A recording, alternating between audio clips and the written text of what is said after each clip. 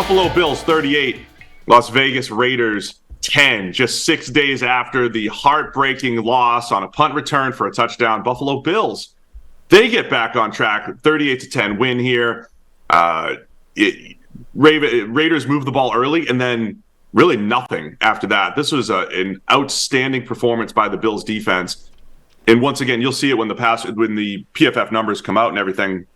A lot of times when you have a great defensive performance, it's, hey, the defensive line, they did this, they did that. It wasn't even a pass rush deal for Buffalo. They won up front. Their defensive tackles were outstanding in the run game against the Raiders, but just the Bills, the back end, not giving up big plays, winning up front in the run game, and then the Buffalo Bills offense looking completely different. Josh Allen, just an average depth of target of 6.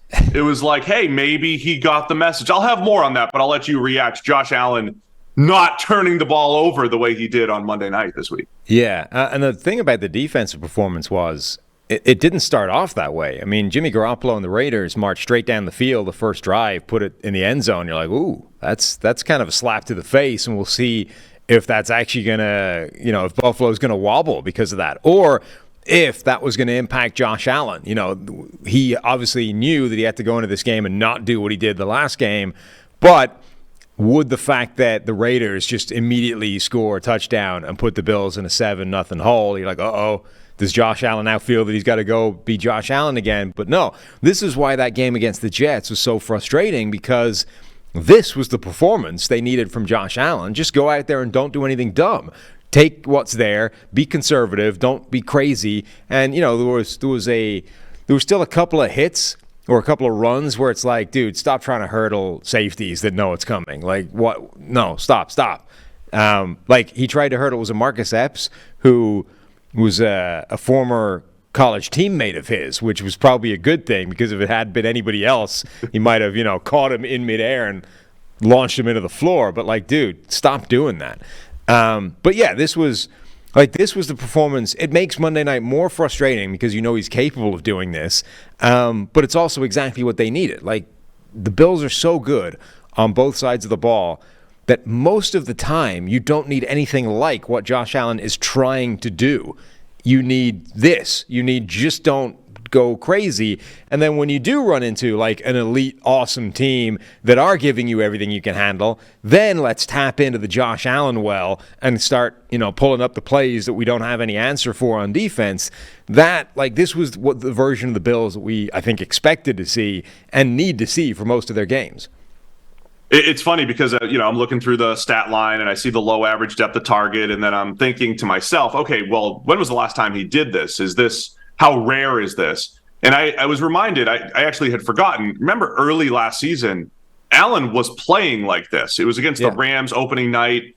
He was just underneath, taking everything, and then he'd go over the top once or twice when he needed to.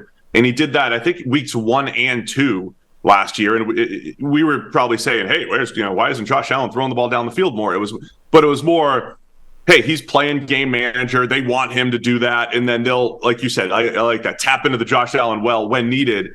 So it's not like he hasn't done this before, I guess is my point. So it was 31 for 37, right? So he can make good decisions. He can, get even the other night against the Jets, if you take away the 4 turnovers, he did throw the ball pretty well other than that. So he's capable of not going crazy and saying, look, double coverage, let's go. He's capable of doing it.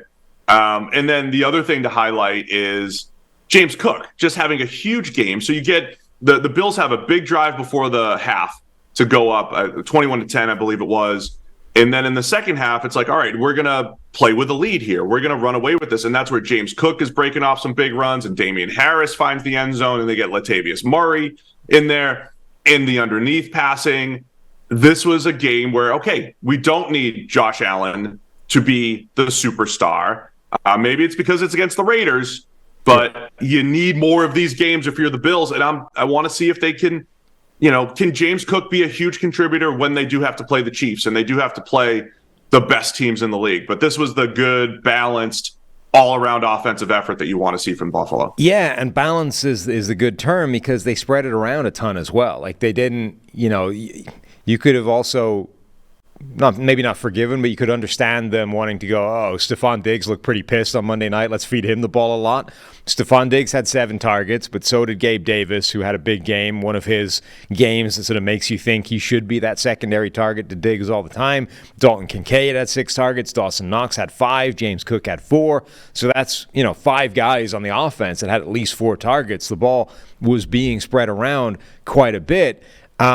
You just come back to this idea of that's what makes that game by Josh Allen so frustrating, is he's capable of this type of game, which is the more relevant one to have in almost all circumstances, and certainly the more important one to have against the Jets in that game.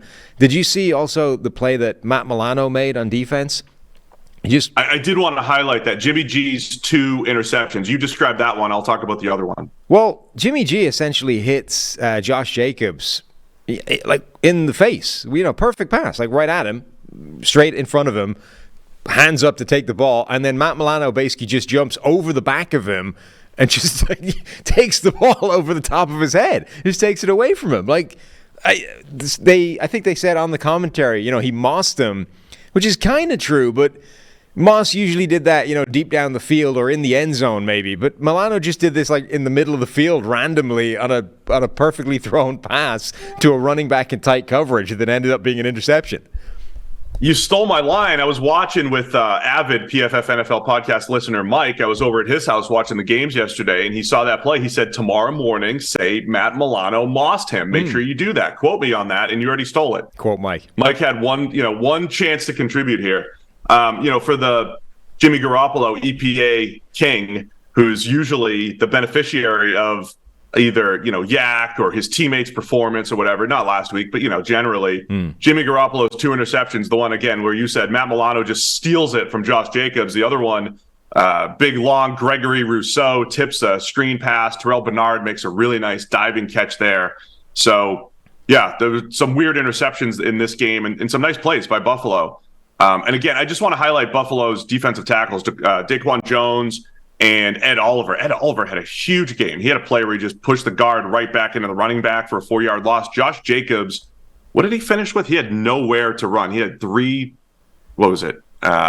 carries for -2. And that was Buffalo up front. One of the big questions coming into the year, who's going to play linebacker? Terrell Bernard had a really nice game in the against the run. So Buffalo, pretty dominant performance, as you said, after that first drive from the Raiders. Yeah, 9 yards for -2 yards with 11 yards after contact. He had to gain 11 yards after contact to get a 2-yard loss overall. And this was a week after Buffalo's run defense was the weakness, right? Zach Wilson comes in. They're still allowing an 83-yarder to Breece Hall. So I think Buffalo they ticked a lot of boxes in a big way, and reminding people, hey, we're still the Buffalo Bills, despite the disappointing loss and the one that we inflicted upon ourselves because of the turnovers. Yeah, classic bounce back, week 2 game. Like week 1 was bad. It was disappointing. It was worrying, not because, Josh Allen is that guy every week, but because he's capable of being that guy at any given moment. But this was a week that showed, the Bills are still the Bills. Like it's the reasons for concern were not, they're fraudulent, they're not going to be good this year. It was, that's a ticking time bomb. Like you don't know when that's going to go off, and that's the worry. One last thing I want to highlight, Raiders first-round pick Tyree Wilson, another rough game. He's, supposed to be an upside project type of player coming off the foot injury, but no pressure, and he's had some issues in the run game in the first 2 weeks. Him and Trayvon Walker watch for me every week. Just fascinated by the NFL, loving those upside edges that high in the draft.